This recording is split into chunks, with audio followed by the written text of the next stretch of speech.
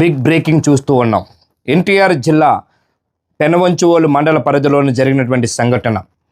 బెంబలేస్తున్నటువంటి తల్లిదండ్రులు ఏం జరిగిందో తెలియదు, కానీ చిన్నారులకి బొబ్బుల్లాగా శరీరం, కాళ్ళు చేతులకి బొబ్బుల్లాగా వచ్చి చిన్న చిన్న కురుపులు వచ్చి వ్యాధి బారిన పడ్డారు. దీనికి ఆందోళన చెందుతున్నటువంటి దృశ్యాలు మనం పక్క తల్లిదండ్రులని చూడొచ్చు. దీనిలో భాగంగా ఈరోజు ఎన్టీఆర్ జిల్లా పెనువంచువాలు గ్రామానికి వచ్చినటువంటి జిల్లా వైద్యాధికారి సుహాసిని చూసి ఆమె కూడా నోరెళ్ళబెట్టారని తెలుస్తూ ఉన్నది. ఎందుకు అంటే ఇట్లాంటి వ్యాధులు ఇట్లాంటివి అన్నీ కూడా బ్యాక్టీరియా ఇన్ఫెక్షన్ ద్వారా వస్తూ ఉంటాయి. అట్లాగే మనం తినే ఫుడ్ వల్ల కూడా వస్తూ ఉంటుంది. ఇదే కాకుండా ఈ వ్యాధి బారిన పడి చాలామంది చిన్నారులు ఇప్పటికే రాష్ట్ర వ్యాప్తంగా చాలా ఏరియాల్లో ఇప్పటికే మనం చూస్తున్నాం. కలరాతో పాటు అట్లా చికెన్ గున్యా వ్యాధుల బారిన కూడా పడుతున్నారు అక్కడక్కడ. కానీ అదంతా ఒక ఎత్తు అయితే